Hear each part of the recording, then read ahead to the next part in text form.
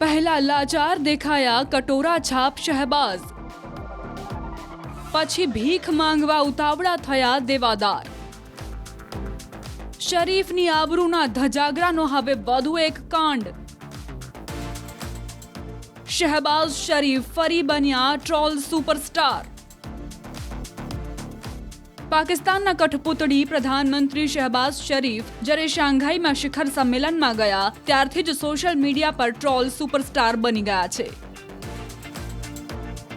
દરરોજ એમની કોઈ ને કોઈ એવી તસવીર વાયરલ થઈ રહી છે જે તેની ફજેતીમાં 4 ચાંદ લગાવી રહી હોય।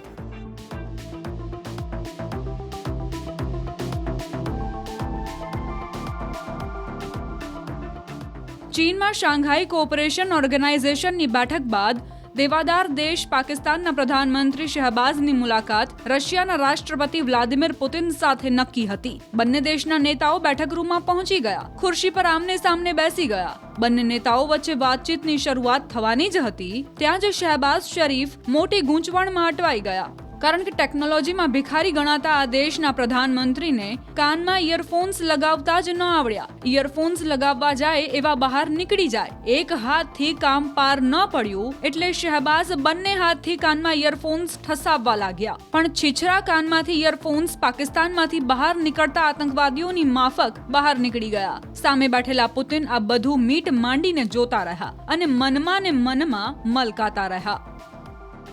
જો કે પુતિનને ખબર પડી ગઈ કે બેકાર દેશના નવરા પ્રધાનમંત્રીને કોઈ કામ ધંધો નથી, પણ મારે ઘણા કામ છે, એટલે સમય બચાવવા માટે પુતિને પોતાના ઇયરફોન્સ શહબાઝ તરફ આગળ કર્યા। પરંતુ શહબાઝ જેમ આતંકવાદ અંગે દુનિયાના સંદેશાઓને નજરઅંદાજ કરે એમ પુતિનના ઇયરફોન્સને નજરઅંદાજ કરી દીધા। સતત પોતાના ઇયરફોન્સ લગાવવામાં વ્યસ્ત રહ્યા, પરંતુ ઇયરફોન્સે પણ જાણે કે પાકિસ્તાનના પ્રધાનમંત્રીની આબરૂના સરેઆમ ધજાગરા કરવાની પ્રતિજ્ઞા લીધી હોય એમ સેટ ન થયા। હવે પુતિનને પણ આ ખેલ જોવામાં મજા આવવા લાગી હતી, એટલે તેઓ પણ મલકાતા મલકાતા શહબાઝનો ખેલ જોવા લાગ્યા। કદાચ મનમાં વિચારતા હશે કે બોમ્બ બંદૂક સાથે નિર્દોષોનું લોહી વહાવવાની ટેવવાળાને ઇયરફોન્સની આદત ક્યાંથી હોય।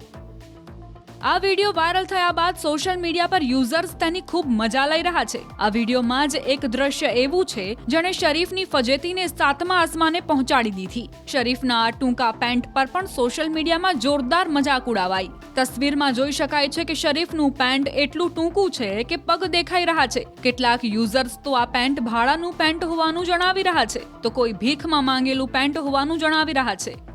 જો કે શરીફની આબરૂના ધજાગરાની આ પહેલી ઘટના નથી। આ બેઠક દરમિયાન જ શરીફ ભીખ માંગવા આવ્યા હોય એવી અવસ્થામાં જોવા મળ્યા હતા। સાથે જ તેઓ પુતિન અને જિનપિંગને મળવા માટે તલપાપડ થતા પણ જોવા મળ્યા હતા।